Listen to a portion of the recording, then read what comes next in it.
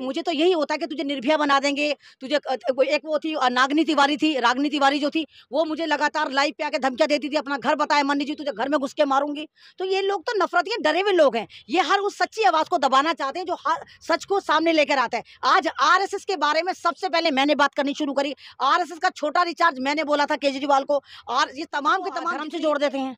इनके यहाँ माफिया होते हैं तो हिंदुत्व को बचा रहे होते हैं, मुसलमानों के ऊपर अगर ऐसा केस होता है तो वो पूरा का पूरा पाकिस्तानी होता है, वहां से फंड ला रहा होता है, अफगानिस्तानी होता है, वहां से फंड ला रहा होता है। तो धर्म पे यही लोग राजनीति करते हैं, मुसलमान नहीं करता। आप देखिए कि एनआरसी में अभी तक 3-4 हजार से ज्यादा दिल्ली के जो नौजवान है वो जेलों में कि उनको रिहाई नहीं मिलती। खुद कितने शर्म की बात है कि अब्बास अंसारी को उसके बाप के जनाजे में शामिल होने के लिए एक दिन की रिहाई नहीं मिली, और दूसरी तरफ राम रहीम 6 महीने गुलछड़ उड़ा के चला जाता है। जो बलात्कारी एक लड़की का नहीं हजारों लड़कियों का है, हजारों लड़कियों का कातिल है, उसको मिल जाती है। तो ये तो बात गलत है ना कि जिससे बीजेपी को फायदा होता है वो आराम से ऐश करता फिरे, और जहां मुसलमानों के नाम से डराया जाता है उनको फर्जी मुकदमों में जेल में डाल दिया जाए। तो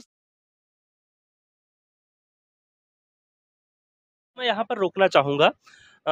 इस मुद्दे से हटके थोड़ा-सा बताइए, आपको क्यों गालियाँ मिलती हैं? आप तो कुछ ऐसा कर भी नहीं रही हैं। नहीं, मैं आवाज नहीं उठा रही, आपके चैनल पर बैठ के मैं हकीकत बयान किसी नहीं कर रही। माफिया को या फिर कोई गुंडा है उसको गाली दी जाए, वो जायज़ है कि उसने गलत किया है। देखिए एनआरसी का मैं बहुत बड़ा नाम रही हूँ, मैं किसान मूवमेंट का बहुत बड़ा नाम रही हूँ, जितनी भी किस तरह की धमकियाँ मिलती नहीं हैं? मुझे तो यही होता है कि तुझे निर्भया बना देंगे, तुझे एक वो थी नागनी तिवारी थी, रागनी तिवारी जो थी, वो मुझे लगातार लाइव पे आके धमकियाँ देती थी, अपना घर बताए मन्नी जी तुझे घर में घुस के मारूंगी। तो ये लोग तो नफरतिये डरे हुए लोग हैं, ये हर उस सच्ची आवाज को दबाना चाहते हैं जो हर सच को सामने लेकर आता है। आज आरएसएस के बारे में सबसे पहले मैंने बात करनी शुरू करी, आरएसएस का छोटा रिचार्ज मैंने बोला था केजरीवाल को, और ये तमाम के तमाम जितने इनके बम पटाखे बनाते। अभी आप देखें कि एक बंदा और पकड़ा गया है बीजेपी का, जिसके घर में से बम बनाने की सामग्री बरामद हुई है। तो ये तमाम चीजें जो है ना, तो मुसलमानों के नाम पे डरा के लोगों से वोट हासिल करा जाता है, दलितों के नाम से डराकर वोट हासिल करा जाता है। मॉब लिंचिंग की बात होती है तो सड़कों पर मुसलमान को मारा जाता है, आप देखिए दलितों को मारा जाता है, किस तरह मणिपुर में आप देखिए ईसाइयों को मारा जा रहा है, आदिवासियों को मारा जा रहा है, किस तरह आप देखिए कि मतलब हर स्टेट में या तो दलित पिट रहा होता है, या मुसलमान पिट रहा होता है, या ईसाई पिट रहा होता है। हिंदुस्तान की हर माइनॉरिटीज के ऊपर इनकी जुल्म की इंतहा हो चुकी। तो इस तरह नहीं होता। अगर देश वाकई संविधान से चलता है तो इस संविधान से हमें इस सरकार को बदलना और मनुवादी सोच को कुचलना है। एक आखिरी चीज, एक चीज ये कहा जाता है कि जो कोई भी माफिया है या गैंगस्टर है उसको धर्म या मजहब या जाति से नहीं जोड़ना चाहिए। वो माफिया है तो है, अगर गैंगस्टर है तो है। इस पर आप कितना विश्वास रखते हैं? देखिए ये तो हर चीज को धर्म से जोड़ देते हैं। इनके यहाँ माफिया होते हैं तो हिंदुत्व को बचा रहे होते हैं, मुसलमानों के ऊपर अगर ऐसा केस होता है तो वो पूरा का पूरा पाकिस्तानी होता है, वहां से फंड ला रहा होता है, अफगानिस्तानी होता है, वहां से फंड ला रहा होता है। तो धर्म पे यही लोग राजनीति करते हैं, मुसलमान नहीं करता। आप देखिए कि एनआरसी में अभी तक 3-4 हजार से ज्यादा दिल्ली के जो नौजवान है वो जेलों में बंद है, और हर नौजवान 3-4 साल बाद छूट जाता है कि जी बेगुनाह साबित होता है, लेकिन उसका वो जो टाइम है वो कौन लौटाएगा।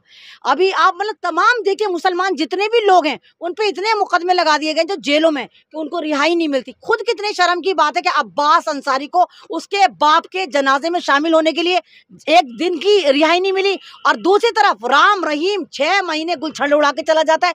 जो बलात्कारी एक लड़की का नहीं हजारों लड़कियों का है, हजारों लड़कियों का कातिल है, उसको मिल जाती है। तो ये तो बात गलत है ना कि जिससे बीजेपी को फायदा होता है वो आराम से ऐश करता फिरे, और जहां मुसलमानों के नाम से डराया जाता है उनको फर्जी मुकदमों में जेल में डाल दिया जाए। तो इस तरह नहीं होना चाहिए। भारत अगर वाकई लोकतंत्र से चलता है तो लोकतंत्र यहाँ पर होना चाहिए, और हर एक को बोलने की आजादी भी होनी चाहिए, हर एक को प्रोटेस्ट करने की आजादी भी होनी चाहिए। आप देखिए जंतर मंतर पे कोई प्रोटेस्ट नहीं कर सकता है, 144 लगा देते हैं। अब यहाँ तो मुख्तार अंसारी की आखिरी यात्रा थी, इसमें 144 की क्या जरूरत थी, यहाँ 144 लगा दी। तो ये खौफ के साए में जीने वाली सरकार है जिसकी जो नैया है वो डामाडोल हो रही है। तो ये हर तरीके से चाह रहे हैं कि किसी भी तरह 24 हम जीत लें, 24 को हम लूट लें, जो ऐसा नहीं होगा। ठीक है, मैं चाहता हूँ कि चलते चलते लोगों के लिए आप चूंकि शेरो शायरी करती रहती हैं तो कुछ 4 लाइनें। देखिए मैं यही कहूँगी कि आप जो हैं मेल मोहब्बत से रहें और इत्तेफाक से रहें। मैं यही कहूँगी कि प्यार से बढ़कर नहीं दुनिया में कोई रोशनी, प्यार से बढ़कर नहीं दुनिया में कोई रोशनी, पी गए ये रोशनी तो आईना हो जाओगे। गुफ्तगू मीठी करो हर एक से झुककर मिलो, गुफ्तगू मीठी करो हर एक से झुककर मिलो, दुश्मनों के वास्ते तुम दिलरुबा हो जाओगे। क्या बात है, बहुत खूब। तो ये थी हमारे साथ ऐमन रिजवी जी।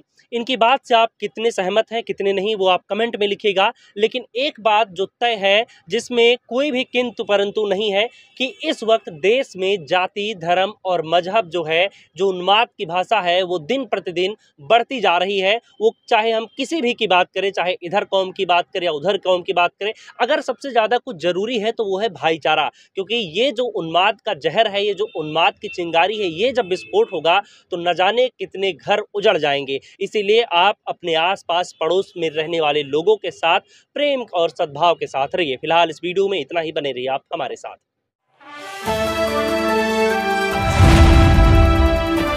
द इंडियन खबर, सच आपके सामने।